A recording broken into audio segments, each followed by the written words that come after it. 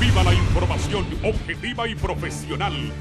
A continuación, 11 Noticias, emisión estelar, en alta definición.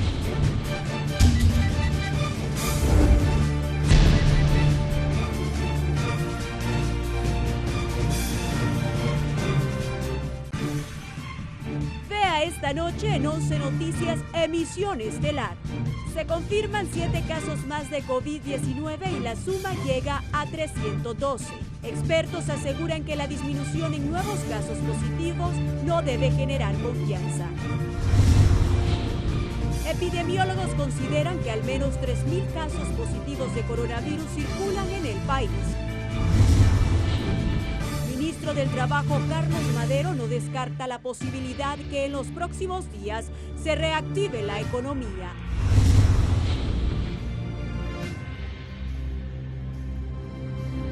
Muy buenas noches al pueblo hondureño. Hoy damos inicio a 11 Noticias, emisión estelar con esta superluna, que es la luna más cercana, por lo tanto la más grande del 2020. Hoy los hondureños pueden disfrutar de este paisaje hermoso que nos regala la superluna de este 2020. ¿Qué tal, Ivette? Buenas noches. Muy buenas noches, Samantha Velázquez. Sin duda alguna está hermosísima la luna este día, así que le mostramos estas imágenes hermosas para ustedes, que a través de nuestro dron de Canal 11 pues hemos proporcionado esta noche para todos nuestros televidentes. Recuerden que estamos en vivo a través de Radio Visión Honduras y nuestro Facebook Live para que se conecten. De inmediato conozcamos nuestro segundo bloque de titulares. De película. 2 empleados del Hospital Escuela son capturados cuando traficaban droga en una ambulancia del centro asistencial. Alerta. En menos de 24 horas, dengue grave cobra la vida de otro menor de edad, esta vez en el departamento del Paraíso. Esto y más a continuación en 11 Noticias, emisión estelar. Damos inicio a las informaciones dándole a conocer que SINAGER ha informado sobre 7 nuevos casos positivos de COVID-19, lo que suman 312 en el país. Escuchemos. Hoy se realizaron 65 pruebas para diagnosticar el virus, de las cuales 7 resultaron positivas, sumando así un total de 312 casos a nivel nacional, distribuyéndose los casos de la siguiente manera. La paciente número 306 es una mujer de 38 años residente en La Ceiba, Atlántida. El paciente 307 es un niño de 10 años, también residente en La Ceiba, Atlántida. El paciente 308, una mujer de 18 años, también de La Ceiba, Atlántida. Paciente 309, una mujer de 52 años, de La Ceiba. La paciente 310 es un hombre de 70 años, también residente en La Ceiba, departamento de Atlántida. Y el paciente 311 es un hombre de 35 años residente en El Progreso, departamento de Yoro. Y el paciente 312 es un hombre de 29 años residente en el Distrito Central.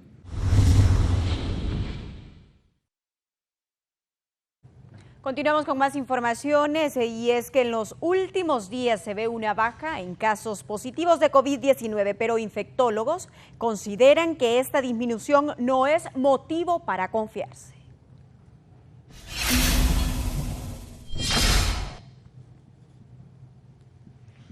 Buenas noches, Ivette. Buenas noches, televidentes de 11 Noticias, emisión estelar. Dialogamos con la doctora Elsa Palau, experimentada profesional de la medicina y también infectóloga, quien nos explica el por qué se ha visto en estos últimos días una disminución en el número de casos confirmados diarios de COVID-19. Pero también llama la atención a los hondureños a que no nos confiemos con estas cifras que también dan a conocer autoridades de gobierno. Escuchemos a la doctora Palau. Bueno, con las pruebas que se han hecho hasta el momento, hay alrededor de un 18% de positividad. Eso es importante, ¿verdad? ¿Por qué en los últimos días se ven menos pruebas positivas? ¿Por qué no se ha hecho el número suficiente de pruebas? Las personas no se deben de confiar y deben de continuar acatando el distanciamiento social, permanecer en casa y seguir con el lavado frecuente de manos. En el momento que se hagan más pruebas, sabemos que saldrán más casos positivos. Por lo tanto, no se debe disminuir las medidas de control y las medidas de distanciamiento social. Las declaraciones de la doctora Elsa Palau explicándonos por qué estas cifras han disminuido en los últimos días. De momento, Ivette, es lo que podemos informar a esta hora de la noche. Con este contacto retornamos con usted hasta el estudio. Gracias al periodista Fernando Arteaga por esta amplia información sobre las reacciones y lo que ha dicho la especialista Elsa Palau sobre esta importante noticia. Continuamos con más, Samantha. Así es, a continuación actualizamos a la población hondureña sobre los casos que ya se registran en el país. 312 confirmados en Cortés, 195 y 15 decesos. En Francisco Morazán, 54 casos positivos y 2 muertes. De estos, 5 recuperados de estos 54. En Colón, 20 positivos y 1 persona fallecida. En el departamento de Atlántida, 16 positivos de COVID-19 y 1 fallecido. En Lloro, 9 y 2 fallecidos. Santa Bárbara, 8 y 0 fallecidos. Lempira, 4 personas que han dado positivo al coronavirus y 1 persona que ha perdido la vida, con un recuperado en el departamento de Lempira. En Choluteca, 2 personas positivas. Comayagua, 2 positivas también. Y La Paz y Copán, con igual número, también 1 persona positiva en cada departamento, lo que suman 312 casos confirmados en el territorio nacional. Bien, y ahora hacemos un contacto en vivo hasta la zona norte del país. Iris Urbina. Iris nos cuenta que pues en la sala que se ha preparado para atender a los pacientes del COVID-19 en el Seguro Social se atienden alrededor de 30 personas, las cuales 9 ya se encuentran en cuidados intensivos. Los detalles con usted, Iris. Buenas noches, Samantha. Y de estos 195 personas que han sido positivos por COVID-19, 30 de ellos permanecen en las diferentes unidades del Instituto Hondureño de Seguridad Social en San Pedro Sula. Y de estos 30, 9 en cuidados intensivos. De igual forma, de estos 9, 3 de ellos su estado de salud es bastante reservado. De inmediato vamos a escuchar al doctor Omar Hananía, quien es el director del Instituto Hondureño de Seguridad Social. Lo escuchamos. Ahorita tenemos 9 en cuidados intensivos, que de esos 9 aproximadamente de 2 a 3 están muy delicados. Tenemos, 11 en la sala de COVID intermedio y tengo 10 en la sala de COVID de Calpules. ¿Se han reportado fallecidos aquí en este edificio? Sí, nosotros tenemos 4 fallecimientos en lo que va a la epidemia, que corresponde a hace prácticamente 5 semanas que nosotros comenzamos, ¿verdad? ¿En qué edades y entran dentro de las estadísticas que ha dado a conocer Sinajer? Sí, ya están incluidos dentro de las estadísticas que ha dado a conocer Sinajer, ¿verdad? ¿Qué edades, doctor? Las edades van entre 30 a 55 y 60 años, ¿verdad?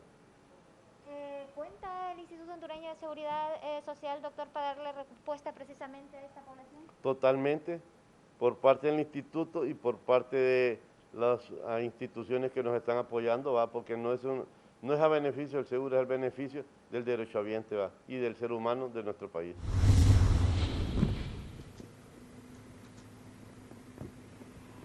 Estas han sido las declaraciones brindadas por el director del Instituto Hondureño de Seguridad Social aquí en la capital industrial, donde confirma precisamente estos 30 pacientes que permanecen en las diferentes unidades. Con esta información desde la capital industrial retorno con ustedes. Buenas noches.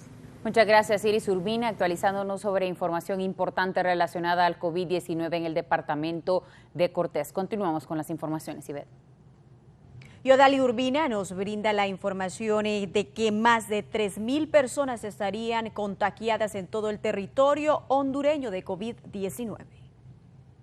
Por cada hondureño contagiado por COVID-19, entre 5 y 10 personas contraerán la enfermedad respiratoria en sus 3 estados, leve, moderado y grave. Hasta el momento, Honduras reporta 300 casos confirmados del nuevo coronavirus, elevando la cifra de transmisión a 3,000 personas en los departamentos donde se registran más casos de la mortal enfermedad. en teoría deberían haber entre 2.000 y 3.000 personas más infectadas, ¿verdad? Y que si no tomamos las medidas correspondientes, pues claro, ese número puede irse haciendo exponencial y llegar a lo que sería la fase que ahorita estamos entre 3 o 4 y si eso se sale de control, pues se llegaría a la fase 5, que es cuando ya se da el pico y el desborde de los casos y de las muertes.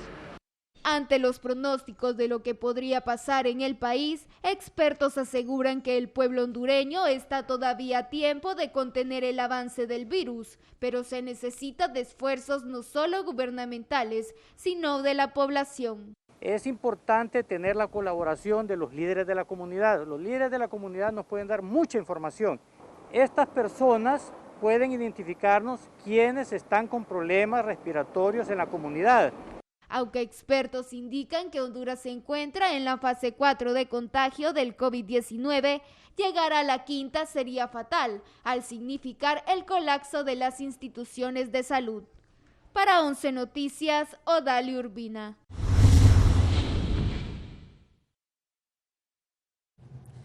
Bien, continuamos con las informaciones, luego pues que ya vimos y escuchamos esta cadena nacional con el presidente de la República y diferentes sectores hablando pues de estos mensajes relacionados a la reactivación económica, este nuevo plan de trabajo que implementará el gobierno junto a otros sectores para pues tratar de combatir la crisis económica que ha generado debido al COVID-19. Estas mesas sectoriales que ya desde hoy, ha dicho el mandatario, pues han comenzado a trabajar y así también lo habían anunciado el secretario del Trabajo. Respecto pues a esta información, continuamos con más noticias y es que el ministro del Trabajo, Carlos Maderos, no descarta que se reactive la economía en los próximos días. Veamos. El ministro de la Secretaría de Trabajo, Carlos Madero, afirmó en las últimas horas que se está analizando un plan de cómo reactivar la economía o las empresas, pero siguiendo estrictamente el cumplimiento de todos los protocolos de bioseguridad para evitar el contagio del COVID-19, por lo que ya se ha hablado con algunas industrias para ir comenzando. En relación específicamente al tema que tiene que ver con la reactivación de la economía, es importante mencionar que tenemos que tener un equilibrio entre la salud, cómo manejamos o cómo combatimos la salud y el tema económico. Paulatinamente iremos viendo cómo hemos tenido diálogos con el sector privado para ver cómo ir reactivando la economía. Muchas de estas cosas tienen que ver en primera instancia con temas de bioseguridad. Vamos a generar protocolos de bioseguridad y esos protocolos nos permitirían, por así decirlo, poder ir abriendo algunas empresas, no todas, pero al menos las que se puedan ir abriendo con medidas muy estrictas de seguridad, ¿verdad? Por otro lado, el proceso de suspensión es un proceso legal, ¿verdad? Y hay que estar muy pendiente de que no se abuse de él también. Los protocolos de bioseguridad van desde el transporte de la gente a sus trabajos, atención de los clientes, mecanismos de desinfección, la forma de entrega de los productos, el uso de las mascarillas, guantes, gel y protocolos de distanciamiento entre personas, por lo que dirigentes de trabajadores esperan que esta decisión no vaya a perjudicar aún más la salud de los hondureños. Habría que hacer todos los análisis correspondientes para ver si ya estamos preparados, estamos aptos para que se vuelva a reactivar la economía y que el trabajador vuelva a sus actividades normales. Habría que tomar en cuenta todas esas medidas para no poner en riesgo la vida de los trabajadores. En este momento lo más importante es la salud y la vida de los trabajadores. La parte económica tendría que ser secundaria. Además, el secretario de Estado hizo un llamado a todas las empresas a que se debe de tener cuidado con las medidas que se tomen, ya que tienen que ser basadas en ley ante la crisis laboral culpa de la llegada del coronavirus al país. Para 11 Noticias, Fernando Arteaga. Y también hay sectores que consideran oportuna la reactivación económica del país para evitar una situación catastrófica. El economista del Foro Social para la Deuda Externa de Honduras, Ismael Cepeda, advierte que si la ciudadanía sigue irrespetando las medidas de bioseguridad, los casos de COVID-19 seguirán en ascenso, desplomando la economía nacional, engrosando la lista de la pobreza y del desempleo. Bueno, lo que se esperaría es que las cifras socioeconómicas terribles que tenemos se disparen aún más, los indicadores de pobreza, de desempleo, Estamos hablando de la misma violencia, son otras de las repercusiones cuando no hay un sistema económico fuerte, lo hemos vivido, lo vivimos, y que en estos momentos existe la esperanza que sí no sea del impacto tan negativo, pero si esto se alarga en los próximos meses, sin duda vamos a tener un país totalmente diferente al como lo dejamos ese 15 de marzo. Estiman que los nuevos desempleados rondarán los 250,000 y entre más se agudice la crisis sanitaria, los números podrían ser superiores. Estaríamos viendo que el 2020 nos puede dejar alrededor de 250,000 nuevos desempleados, que sería catastrófico para el combate a la pobreza y para el combate a la pobreza extrema. Especialistas advierten que no solo podría haber un colapso económico, sino también sanitario, donde no se podrá atender a los casos positivos, pereciendo muchos de ellos en el camino. ¿No hacen caso cuánto tiempo más podríamos tener este virus en el país? Yo pienso que todavía un par de meses, porque cuando todas esas personas que andan ahí asintomáticas, que andan portando el virus y lo van a estar transmitiendo a otras personas, se nos puede elevar. Podemos llegar a un pico muy pronto de esta epidemia, pero si nosotros tomamos las medidas, vamos a detener, a contener un poco la transmisión, y es posible que no se den esos picos tan altos, pero dependerá de la población. Aquí es población, aislamiento social, las pruebas que se están realizando, tenemos entendido que ya entraron algunas pruebas y esto va a venir a ayudar mucho. Por ello insisten a la ciudadanía a quedarse en casa para evitar la propagación de este virus que tiene de rodilla hasta las primeras potencias mundiales. Para 11 Noticias, Kimberly Espinosa. En otras informaciones, el gobierno ha destinado en lo que va de esta emergencia sanitaria 2.200 millones de lempiras. René Amaya es quien nos amplía. Desde que inició la pandemia del coronavirus en el país, el gobierno aprobó 4.700 millones de lempiras, de los cuales ya fueron invertidos 2.200 millones. Los recursos han sido invertidos en la compra de medicamentos, equipo para atender la enfermedad, para dotar los hospitales y otros centros de atención de medicamentos, al personal médico y auxiliar con equipo de bioseguridad. Es muy importante que todos los hondureños en este momento de emergencia podamos hacer nuestras contribuciones para lograr enfrentar esa situación, una situación difícil para Honduras, y creo que como sociedad civil podemos hacer lo que pues sabemos hacer, y parte de esto es la veeduría ciudadana. Desde la SJ estamos dando un seguimiento a todos los recursos que se están administrando. Otra cantidad de estos fondos han sido invertidos en la compra de alimentos y materiales de higienización para darle a los más necesitados a nivel nacional, para la habilitación de carpas, para atender a los enfermos del COVID-19, entre otras acciones. Creo que se está haciendo un esfuerzo muy notable. Estamos nosotros como Coalición Apostólica y el Consejo Apostólico de Honduras participando en la veeduría social en los 18 departamentos del país.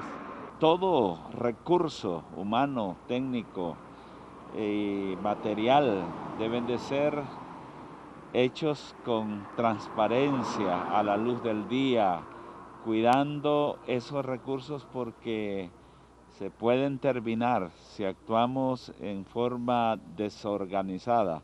La semana anterior, el Fondo Monetario Internacional aprobó un desembolso para Honduras de $143 millones para hacerle frente a la pandemia. Asimismo, el Congreso Nacional aprobó un decreto con la cual se autoriza a la Secretaría de Finanzas a buscar más recursos con los organismos de crédito internacional y la banca privada hondureña. René Amaya, 11 Noticias. Y el Consejo Hondureño de la Empresa Privada desestima la iniciativa de la presidenta de la Junta Interventora de la ENE para que no se les pague a las empresas generadoras de energía térmica.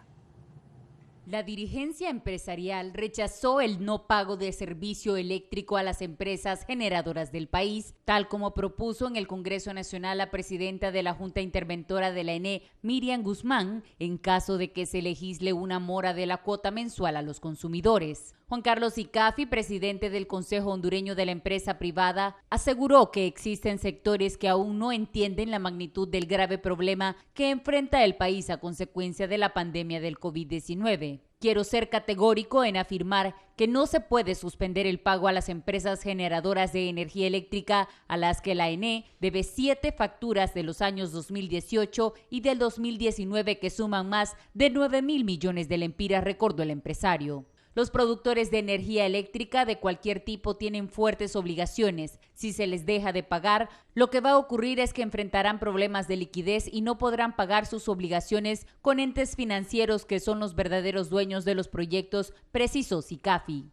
No podrán pagar a sus empleados, no podrán comprar combustible y suministros y al final no tendrán a quién acudir porque nadie les prestará para cumplir otras obligaciones financieras y esto solo provocará una crisis en la prestación del servicio de energía y quien terminará pagando la factura por no poder contar con energía es el pueblo, esbozó por dificultades derivadas de una decisión de tal naturaleza. Argumentó que se deben buscar alternativas como las soluciones financieras planteadas para la crisis sanitaria sin que eso afecte la seguridad jurídica del país. La función de la interventora es rescatar a la ENE y no otros entes del subsector eléctrico. Debe acatar la Ley General de la Industria Eléctrica y buscar mecanismos apropiados para honrar los compromisos de la ENE, disminuir y eliminar sus pérdidas técnicas y no técnicas, concluyó. Este es un informe para 11 Noticias.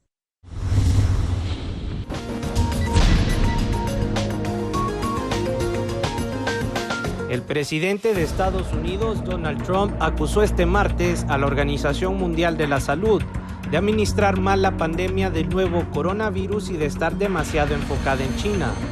La OMS realmente lo arruinó, declaró el presidente en medio de la pandemia global, en un momento en el que Estados Unidos supera las 11.000 muertes por COVID-19. Por alguna razón, aunque estén financiados en gran medida por Estados Unidos, están muy concentrados en China. Vamos a analizar esto con más atención. Por suerte, rechacé sus consejos iniciales de mantener nuestras fronteras abiertas a China desde el principio. ¿Por qué nos dieron una recomendación tan errada?, escribió el presidente de Estados Unidos. Estados Unidos es con mucho el país con el mayor número de casos del nuevo coronavirus reportados oficialmente. El número de muertes causadas por la enfermedad en el país ha aumentado durante varios días, con más de 1.000 muertes diarias, acercándose gradualmente a los registros de Italia y España. Durante su conferencia de prensa diaria, el portavoz de la ONU rechazó este martes las críticas del presidente contra su agencia especializada en salud, aunque sin hablar de sus vínculos con China. La OMS ha demostrado la fortaleza del sistema de salud internacional, afirmó el portavoz, recordando el enorme trabajo realizado en la lucha contra el ébola en la República Democrática del Congo y países vecinos, bajo diferentes liderazgos y poniendo sus equipos en la primera línea de contención. Para 11 Noticias, Raúl Valladares.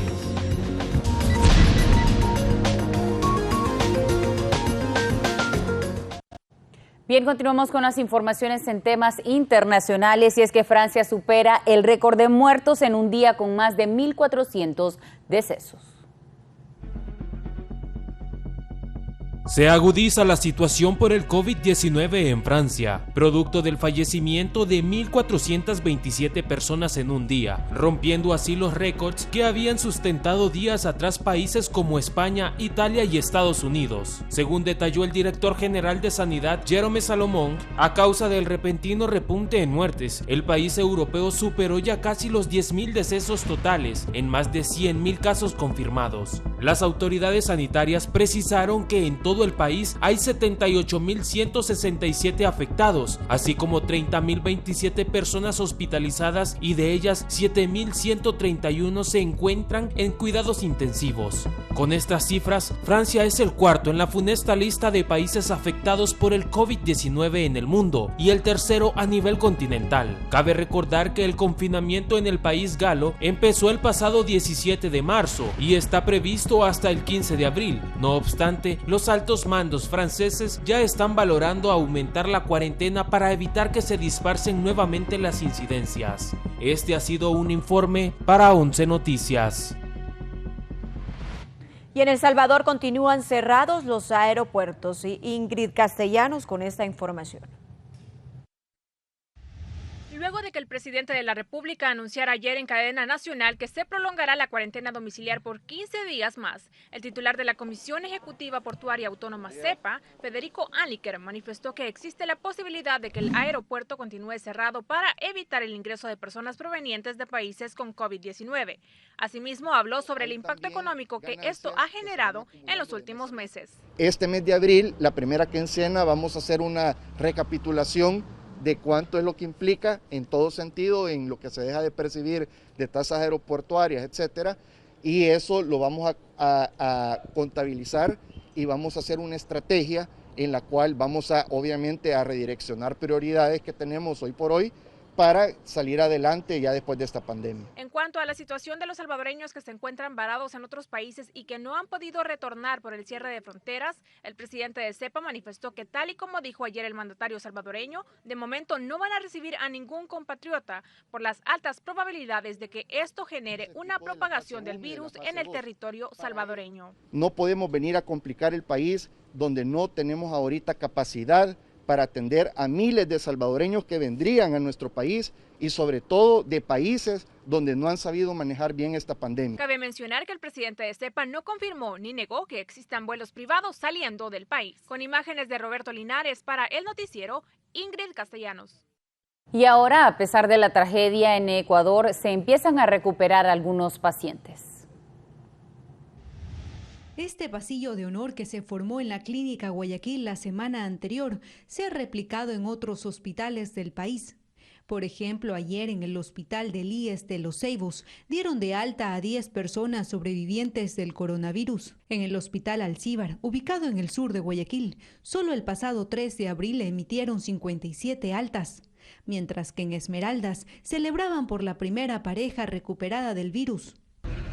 La felicidad asumo que es total. Ellos son los que se han recuperado. Bienvenidos nuevamente, recuperados todos completamente, ¿no? Pero ¿cuál es la receta para sobrevivir a este virus letal? El doctor Alberto Campodónico, cirujano internista, ha ayudado a más de 30 personas a superar distintos cuadros críticos y asegura que la clave está en identificar rápido los síntomas. Un 80% de las personas o son asintomáticos o tienen pocos síntomas, pero el 20% sí van a tener síntomas y van a ser más progresivos o menos progresivos de acuerdo a la edad del paciente y de acuerdo al sistema inmunológico del paciente. Pero este especialista también aconseja tratarse en casa, sobre todo considerando que los hospitales están colapsados. Está muy difundido esto de utilizar plaquenol, citromicina, etcétera. Pero siempre es importante, se lo puede utilizar desde casa, pero siempre es importante un electro, por lo menos, para poder determinar la posibilidad del paciente de utilizarlo, si es hipertenso, si es diabético. Recomendaciones e ideas que suman en esta emergencia sanitaria, porque lo que más tenemos es esperanza. De esta salimos todos. Y según la Organización Panamericana de la Salud, la próxima semana se podrían disparar las muertes de COVID-19 en América Latina. En las próximas semanas se podrían disparar las muertes por coronavirus en América Latina, según la Organización Panamericana de la Salud. La OPS alertó este día que el número de casos y las muertes por coronavirus en Latinoamérica y el Caribe van a aumentar en las próximas semanas. La situación va a empeorar antes de que empiece a mejorar, dijo Carissa Etienne, directora de la OPS. La doctora señaló que una pandemia como la actual abrumará a cualquier sistema de salud. Además, destacó la heroica labor del personal médico. La funcionaria basa sus declaraciones en que la última semana los infectados de COVID-19 y las muertes se han más que duplicado en la región latinoamericana. Hasta ayer se registraron 385,000 casos del virus y 11,270 fallecidos. La OPS también hizo un llamado a los países a relajar las restricciones a las exportaciones para permitir que los países tengan acceso al equipo médico necesario. Es esencial que reservemos el equipo profesional para los trabajadores de la salud, enfatizó la doctora. Cabe destacar que la falta de preparación y la lentitud con la que algunos países de América Latina han actuado es una de las principales preocupaciones de la OPS y de la Organización Mundial de la Salud frente a la pandemia del coronavirus. Este fue un informe para 11 Noticias.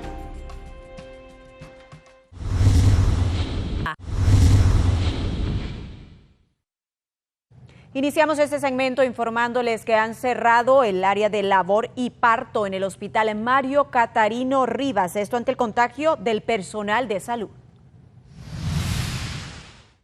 La Junta Interventora del Hospital Mario Catarino Rivas tomó la decisión de cerrar temporalmente la sala de labor y parto ante el contagio de médicos y enfermeras al haber atendido a una paciente con COVID-19, quien intentó ocultar su condición, pero que los profesionales de la salud lograron detectar al presentar sintomatología de la enfermedad antes del parto, someterla a la prueba y obtener un resultado positivo. Una paciente que estaba en su proceso para ser atendida, mientras estaba en esta estadía, se comenzó a presentar algunos síntomas de COVID-19.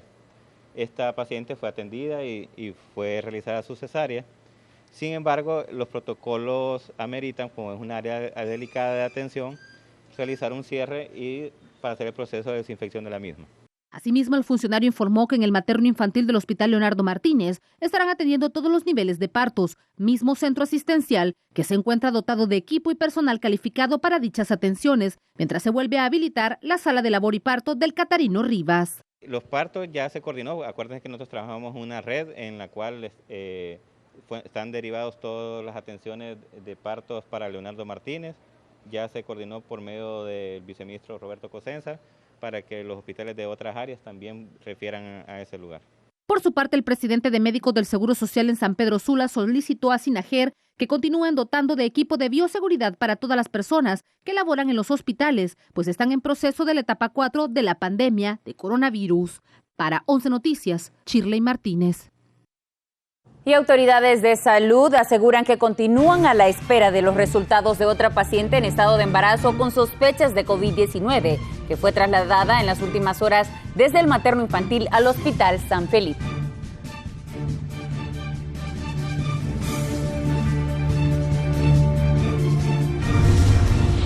Sí, estamos en ese proceso, precisamente en el Laboratorio Nacional de Virología, tratando de confirmar si el caso es positivo para tomar todas las medidas necesarias con el protocolo que establece ya la Secretaría de Salud. Actualmente, ¿cómo están las capacidades de los hospitales a nivel nacional con ingresos de pacientes con COVID? Bueno, hay más de 40 pacientes ingresados, algunos sospechosos, otros que ya los hemos confirmado, y estamos abordándolos conforme al protocolo.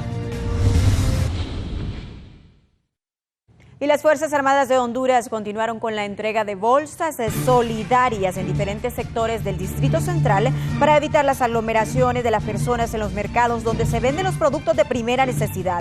De igual forma, aseveró que las donaciones continuarán en todo el país, siendo el único requisito quedarse en casa para evitar la propagación del COVID-19. Entregando alimentos en varios puntos de la capital. Estamos en la Mololoa, donde están entregando 1.000 raciones de alimentos. En la Mary Flake 537, 1.500 en Altos de la Laguna, 730 en la Guzmán, 320 en Altos de la San Francisco y 461 en El Olo. Ahora conocemos con Shirley Martínez la noticia positiva de esta noche. La noticia positiva es presentada gracias a Grupo Vanguardia. El diputado nacionalista por el departamento de Cortés, Samir Molina, dio a conocer que el Congreso Nacional facultó a las Fuerzas Armadas para poder entregar casa por casa la bolsa solidaria en los municipios de San Pedro Sula, Choloma y Villanueva, cuyas alcaldías no contarán con presupuesto gubernamental para estas actividades, pero sí en el resto de las ciudades del departamento como La Lima, Pimienta, Potrerillos y San Manuel. Las Fuerzas Armadas serán los responsables de entregar los alimentos casa a casa, puerta por puerta, que nadie salga de su casa, que permanezca la cuarentena, el estado de sitio y que sean las Fuerzas Armadas que atiendan exclusivamente el municipio de Villanueva, el municipio de San Pedro Sula y el municipio de Choloma.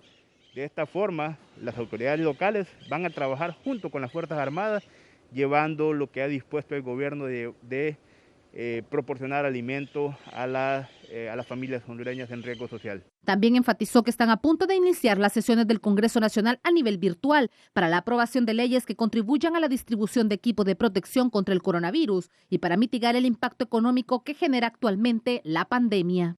A través de su presidente, el doctor Mauricio Oliva, también ha dado inicio lo que es la primera reunión de Junta Directiva de Congreso y jefes de bancada para que se puedan distribuir o establecer un consenso de las leyes y decretos especiales que vienen a, de alguna forma, mitigar los efectos económicos y efectos sociales que nos deja esta crisis del COVID-19. Aunque pobladores de varios sectores de Cortés han salido a las calles exigiendo ayuda por alimentos, el funcionario destacó que se estarán entregando, pero que han dado prioridad en las zonas donde hay más población infantil o adultos mayores.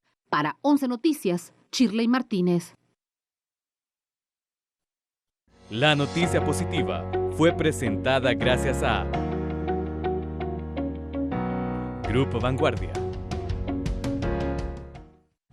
Y en medio de la crisis mundial, líderes religiosos piden a la población hondureña no perder la esperanza en esta Semana Santa. En tiempos de tribulación a nivel internacional y local, líderes religiosos piden a la población no perder la fe y la esperanza, que esto no es el fin de todo, sino el inicio de un mejor vivir y convivir. Estos son los momentos en los que más se necesita comprender lo que es la fe. La fe no es un conjunto de sentimientos que experimento únicamente cuando las cosas van bien. Al contrario, es en el momento de la prueba, y cuidado que esta palabra de prueba hay que entenderla muy bien, porque no es Dios el que nos prueba, somos nosotros los que le probamos a Él que efectivamente tenemos la fe suficiente, digamos de qué madera estamos hechos, para que demostremos que efectivamente nuestro amor por Él corresponde al amor que Él nos ha tenido primero. Eso es la fe. O sea, en este tiempo de tribulación debe crecer nuestra esperanza, debe fortalecerse nuestra esperanza, para que entendamos que en los momentos en los que realmente las cosas se ponen color de hormiga, como decimos en Honduras, es cuando realmente demostramos de qué estamos hechos. Desde la Iglesia Evangélica expresan que es tiempo de sanar las heridas, de olvidarse de rencores, de reconciliar las familias, de amar al prójimo. Perdonarnos en casa, que el papá perdone a los hijos, perdonarse como pareja, como esposos, no difamar, desde limpiar nuestro corazón y entrar a una etapa de humillación y de búsqueda de Dios. También tiempo de arrodillarse ante el Creador del universo para que nos ilumine y nos haga nuevos seres. Es el tiempo de confiar en el Dios Todopoderoso, que en realidad Él es nuestro médico por excelencia, Él es nuestro guardador. En realidad Él es el que hace todo por nosotros y nosotros, claro, nos arrepentimos y nos volvemos a Él. Creo que es el tiempo donde nosotros debemos de darnos cuenta que no hemos sido muchas veces lo que Él ha querido como familia. En el periodo en casa debe de evitarse el ocio para alimentar el alma con los designios del Señor, concluyen los entrevistados. Para 11 Noticias, Kimberly Espinosa.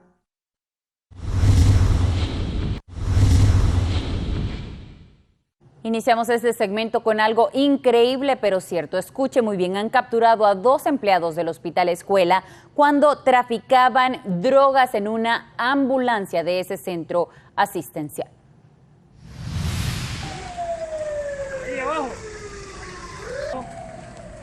En plena crisis sanitaria por el COVID-19, 2 empleados del Hospital Escuela, quienes están llamados a brindar ayuda humanitaria a la ciudadanía, fueron capturados a bordo de una ambulancia cuando transportaban un cargamento de más de 300 paquetes de supuesta marihuana, y a quienes se les supone responsables de pertenecer a la pandilla 18.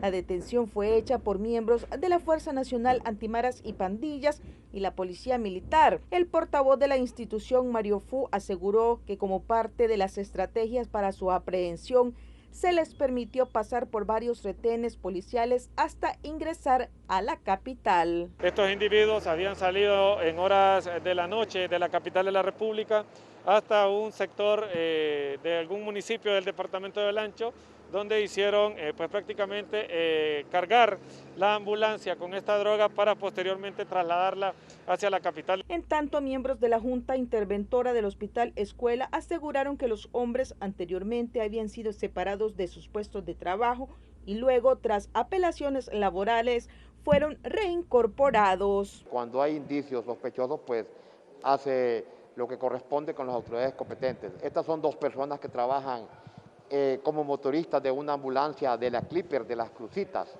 y en este sentido salieron ayer y con movimientos que no estaban autorizados, pues, y se dieron las alertas respectivas. Los hombres fueron enviados a los tribunales de justicia, donde según las autoridades, aparte del delito de tráfico de drogas, también enfrentan cargos como posesión ilegal de armas. Gisela Calix, 11 Noticias. Y nuestro compañero Fernando Arteaga nos amplía acerca de este insólito hecho. Fernando, muy buenas noches. Buenas noches. Buenas noches nuevamente, Ivette. Buenas noches también a los televidentes de 11 Noticias Emisión Estelar. Y es que también ha trascendido un video que han realizado autoridades de la Fuerza Nacional Antimaras y Pandillas con también imágenes del Sistema Nacional de Emergencias 911. Muestra el seguimiento que se le había desarrollado ya también a esta ambulancia que llevaban 2 personas y que fueron supuestamente hasta Olancho a cargar la droga y luego traerla hacia aquí, la capital de la República. Miembros de la Fuerza Nacional Antimaras y Pandillas, luego de diferentes investigaciones, ya tenían la certeza de que en este vehículo del Hospital Escuela Universitario sería trasladada esta droga, por lo que le dieron seguimiento y fue captado en video el momento en el cual estas personas llevaban esta ambulancia hacia la zona de Olancho en horas de la noche, y también se puede observar en las imágenes a las cuales hemos tenido acceso que ya los miembros de la policía, miembros de la Fuerza Nacional Antimaras y Pandillas ya tenían un retén ubicado en ese sector de la salida al departamento de Olancho, donde se pudo detener a estas 2 personas que supuestamente pertenecen a la estructura criminal Pandilla 18 y que llevaban droga en esta ambulancia del Hospital Escuela Universitario. Asimismo, se determinó que al momento de esta captura una fuerte cantidad de droga iba a bordo de esta unidad. Y estas son las imágenes que han proporcionado el Sistema Nacional de Emergencias 911 y también miembros de la Fuerza Nacional Antimaras y Pandillas con este trabajo de seguimiento que se ha desarrollado para realizar la detención de estas 2 personas, así como el decomiso de esta supuesta droga. De momento es lo que podemos informar a esta hora de la noche. Con este contacto retornamos con usted hasta el estudio. Gracias, Fernando Arteaga. Bien, como de película, fueron capturados estos 2 empleados del principal centro asistencial, el Hospital Escuela, mientras trasladaban esta supuesta droga al departamento de Olancho. Samantha, con esta información, nosotros llegamos al final de 11 Noticias Emisión Estelar. Pero queremos cerrar el informativo, Ivette, con la canción Levántate del autor y compositor Tony Sierra. Esta pieza musical la obtuvimos gracias al señor Raúl Gruñá, quien es excónsul de Honduras en Río de Janeiro, Brasil, y actual funcionario de la Cancillería de la República. Esperamos que la disfruten.